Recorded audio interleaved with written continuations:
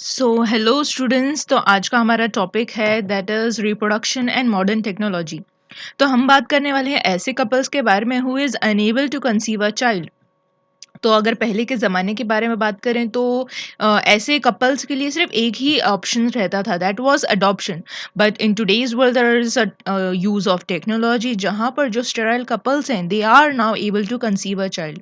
तो यहाँ पर अगर हम प्रॉब्लम्स के बारे में बात करें कि किस तरीके की प्रॉब्लम्स नजर आते हैं, that is why the couples they are unable to conceive the child is. So सबसे पहले आप प्रॉब्लम हम डिस्कस करेंगे, that is the women they might be having some irregular menstrual cycle जिसके वजह से the female she is unable to conceive a child.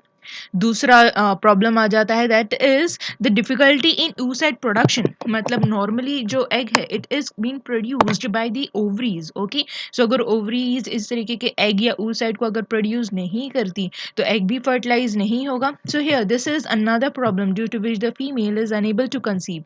Next is obstacle in the oviduct. So here in the female this is a oviduct present. Ovary से जब भी egg release होगा so here it should be get fertilise in the ampullar region. लेकिन अगर यहाँ से sperm ही enter नहीं होगा या तो फिर यहाँ से जो भी जाइगोट है here it is not going to come implant into the uterus. So here this is also one of the problem due to which here the female she is unable to conceive. Next problem आ जाता है, that is difficulty in the implantation. Normally जैसे ही zygote का formation होगा धीरे धीरे division जो है होगा और उसके बाद here the embryo it is going to enter into the uterus और फिर इम्प्लांटेशन होता है। लेकिन अगर फीमेल के यूटेरस अगर इम्प्लांटेशन नहीं हो पाता है, so it is also one of the problem due to which here the female is unable to conceive. Next is the number of sperms. So normally अगर हम semen के बारे में बात करें 1 ml semen में कम से कम 15 to 200 मिलियन ऑफ sperms होते हैं। लेकिन अगर number of sperms इससे भी कम हुए तो chances जो होते हैं fertilization के वो decrease हो जाते हैं। So अगर हम sperm के बारे में बात करें here in very huge amount the sperm they enter into the vagina और फिर उसमें से कुछ ही नंबर ऑफ स्पर्म्स हैं जो कि रीच कर पाते हैं ओविडक्ट में। और फिर यहाँ पर अगर पहले से ही नंबर कम होगा तो बहुत ही नेग्लिजिबल अमाउंट ऑफ स्पर्म्स हैं जो कि ओविडक्ट में रीच कर पाएंगे और एग को फर्टिलाइज कर पाएंगे। सो here this is also one of the problem. Next हम बात करते हैं that here the slow movement of the sperm. So usually अगर हम स्पीड के बारे में बात करें, जो स्पीड होती है स्पर्म के it is about 1 millimetre to 4 millimetre पर मिनट। लेकिन जो स्लो मूवमेंट है इससे भी अगर स्लो रहा तो जो पॉसिबिलिटी होती है फर्टिलाइजेशन की वो डिक्रीज हो जाती है। नेक्स्ट हम बात करते हैं कुछ एबनॉर्मलिटीज़ भी नज़र आते हैं स्पर्म में जिसकी वजह से they are unable to fertilise the egg. लेकिन आजकल के ज़माने में हम कुछ टेक्नोलॉजी का यूज़ करेंगे जिसके वजह से here the couples they are able to conceive the child. So सबसे पहले हम बात करेंगे इन विट्रो फर्टिलाइजेशन के बारे में जहाँ पर here the female she is given some she is on the pills due to which there is formation of the egg. ये एग जो है उसको कलेक्ट कर लिया जाता है और हस्बैंड द्वारा स्पर्म को कलेक्ट कर लिया जाता है।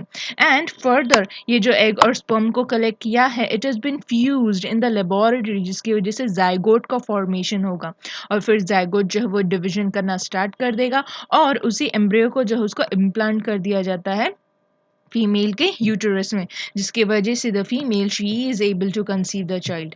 नेक्स्ट सो हम इन विट्रो फर्टिलाइजेशन के बारे में अगर डिटेल में बात करें हियर इन आईवीएफ सबसे पहली बात प्रॉब्लम ये है कि जो स्पर्म काउंट है वो कम है या तो फिर प्रॉब्लम ये है कि जो ओविडक्ट है उसमें कुछ ऑब्स्टिकल प्रेजेंट है। सो ऐसे कपल्स जो कि चाइल्डलेस हों तो वो आईवीएफ के लिए जा सकते हैं। तो यहाँ पर फर्टिलाइजेशन के लिए तो वो टेस्ट ट्यूब में या तो फिर लैब में ही किया जाता है और एम्ब्रियो जो है उसको इम्प्लांट कर दिया जाता है यूटेरस में एक पर्टिकुलर स्पेसिफिक टाइम पीरियड को देख के। अब हम बात करते हैं सरोगेसी के बारे में। सरोगेसी में प्रॉब्लम ये है कि जो फीमेल है she is unable to do the implantation. Okay, so होता क्या है from here from the female the egg is being collected and from the husband the sperm is being collected। इसका फ्यूजन जो है वो लैब में किया जाता है, जाइगोट का फॉर्मेशन होगा और यहाँ पर जो जाइगोट है वो डिवीजन करना स्टार्ट कर देगा और उसको इम्प्लांट कर दिया जाता है अनदर वुमेन के यूटेरस में। So जिसकी वजह से here she keeps it for about 9 months and again here this baby it is going to be given to the parents जो उनके biological parents है। So इस तरीके से here जो भी couples हैं who was not able to conceive, they are now able to conceive the child and have the baby.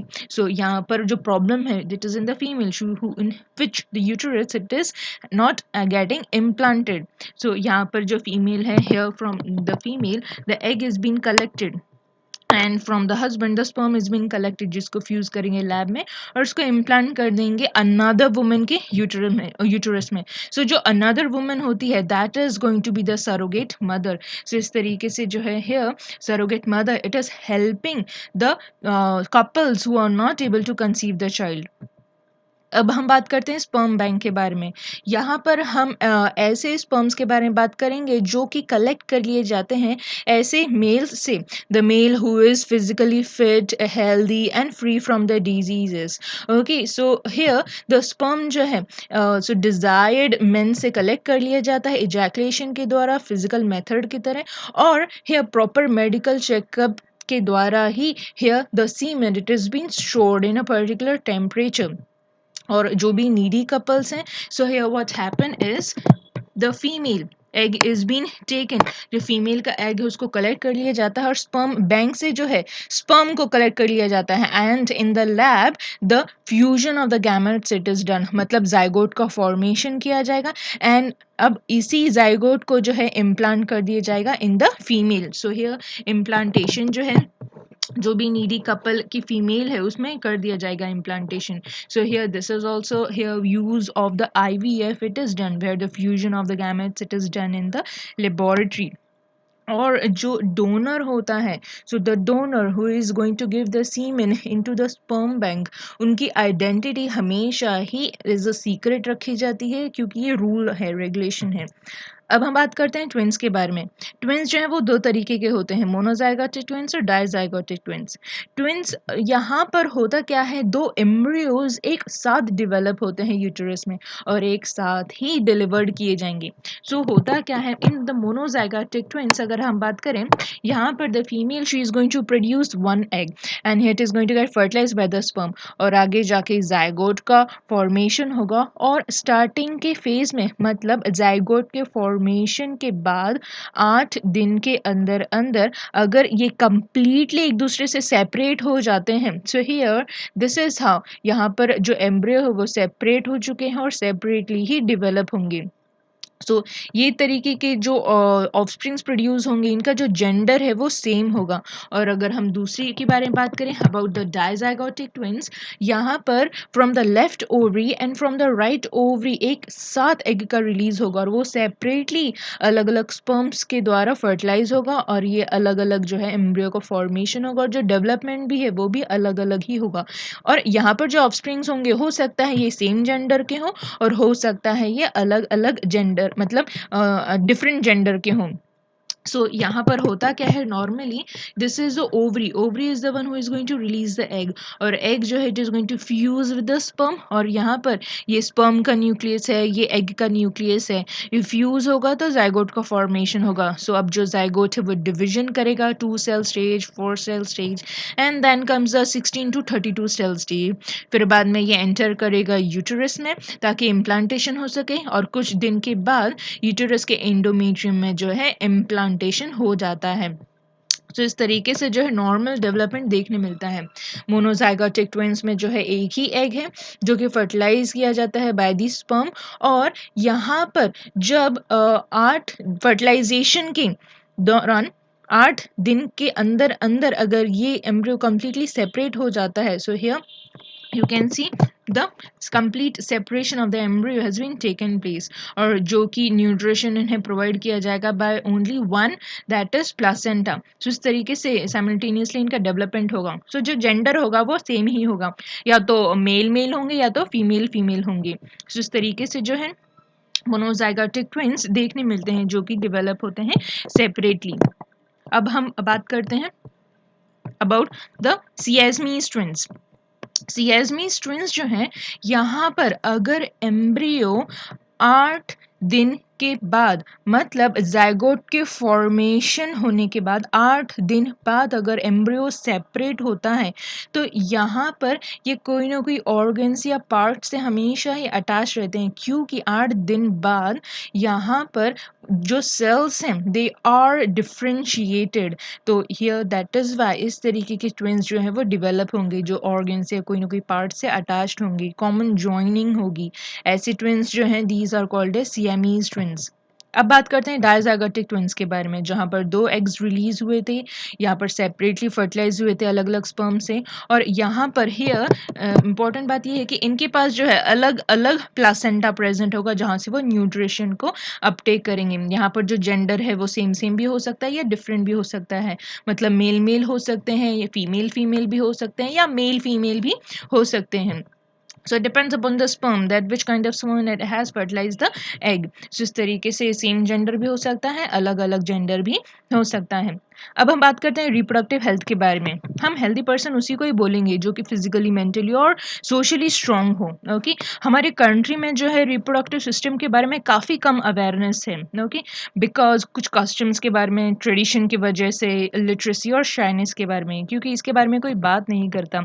लेकिन here awareness should be spread in the society, ताकि लोगों को पता चले कि किस तरीके से रिप्रोडक्टिव सिस्टम को हम क्लीन रख सकें, हाइजीन रख सकें, तो ताकि सेक्शुअली ट्रांसमिटेड डिजीजेज ना हो पाए, और इस तरीके से जो रिप्रोडक्टिव सिस्टम है हम हेल्दी रख सकें। So women, they are staying outdoors for a very long time, so they also need to maintain cleanliness during the menstrual cycle, and also it is important to maintain clean the private organs, ताकि किसी भी तरीके के infections या diseases ना हो। So now we will talk about the sexually transmitted diseases, जैसे कि syphilis है और gonorrhea है, जो कि they are caused by the bacterias. So सबसे पहले हम बात करेंगे syphilis के बारे में। ये जो disease है, genital organs के ऊपर, genital parts के ऊपर cankry like structures देखने मिलते हैं, rashes जैसे symptoms देखने मिलेंगे, fever, और joints में pain होगा, inflammation, and here there is also loss of hair seen. और अगर हम gonorrhea के बारे में बात करें कि तो यूरिनेशन के दौरान the person feels kind of a burning sensation, और पीनस और वजाइना से there is a release of the pus, और इन्फ्लेमेशन भी देखने मिलता है यूरिनरी ट्रैक्ट में, एनस में, थ्रोट रीजन में, and also in the eyes. So this is how the chapter ends, and here thank you.